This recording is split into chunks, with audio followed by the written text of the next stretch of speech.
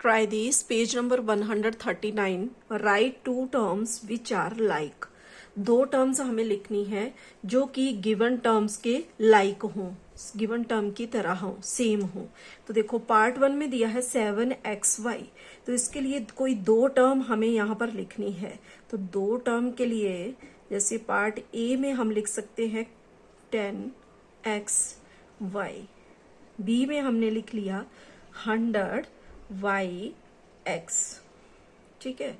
इसी तरह पार्ट 2 में 4mn² दिया गया है, तो इसके लिए लाइक टर्म्स हमें लिखनी है।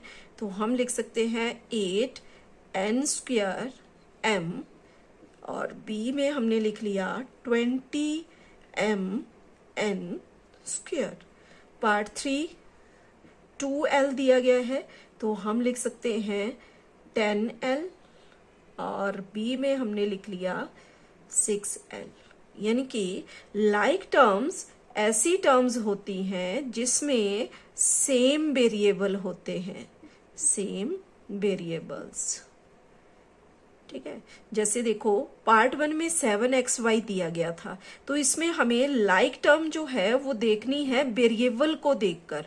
देखो यहाँ xy है, और जो हमने टर्म ली उसमें भी x और y वेरिएबल है, और दूसरा पार्ट बी में जो लिखा उसमें भी x और y वेरिएबल है। तो जिसमें सेम वेरिएबल होते हैं वो कहलाती है लाइक टर्म। इसी तरह पार्ट 2 में दिया गया था 4mn², तो यहाँ पर वेरिएबल है mn²।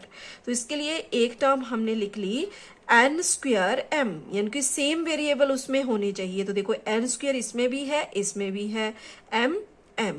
और यहाँ पर पार्ट बी में 20mn², तो यहाँ पर भी mn² और यहाँ भी है mn²। तो यहाँ वेरिएबल का ऑर्डर चेंज हो सकता है, लेकिन सेम वेरिएबल होना जरूरी है। जैसे हमने यहाँ पार्ट ए में ऑर्डर चेंज कर दिया है, वेरिएबल का ऑर्डर चेंज किया है, n² हमने पहले लिख लिया और m बाद में। लेकिन अगर वेरिएबल का ऑर्डर चेंज हो जाता है तब भी वो लाइक टर्म्स ही रहेंगी, सिर्फ उसमें वेरिएबल सेम होने चाहिए। इसी तरह यहाँ 2l वेरिएबल दिया गया था l, तो l वाली ही हमें कोई और दो टर्म यहाँ लिखनी है। तो जैसे हमने लिख दिया 10l 6l, तो सेम वेरिएबल जिन टर्म्स में होगा वही कहलाएंगी लाइक टर्म्स। फॉर एग्जाम्पल हमने यहाँ पर लिखा 7x²y, तो इसके लिए अगर हमें लाइक टर्म लिखनी है तो दूसरा जो भी हम इसके लिए लाइक टर्म लिखेंगे उसमें यहाँ पर मान लो हमने लिख लिया 10, तो y और यहाँ x², तो ये इसके लिए लाइक टर्म हो जाएगी। और अगर हम लिखते हैं 7x²y, और इसके लिए अगर हम बोले कि 7y²x, तो क्या ये सेम टर्म होंगी? क्या ये लाइक टर्म है? नहीं, ये लाइक टर्म नहीं होंगी, क्योंकि इसमें x की पावर 1 है और इसमें x पावर 2 है, इसमें y पावर 1 है और इसमें y पावर 2 है। तो इस केस में ये लाइक टर्म्स नहीं होंगी। तो लाइक टर्म्स के लिए ओनली वेरिएबल्स का सेम होना जरूरी है। अगर एक में x वेरिएबल की पावर 2 है तो दूसरी टर्म में भी x की पावर 2 होनी चाहिए। यहाँ y की पावर 1 है तो दूसरी टर्म में भी y की पावर 1 होनी चाहिए।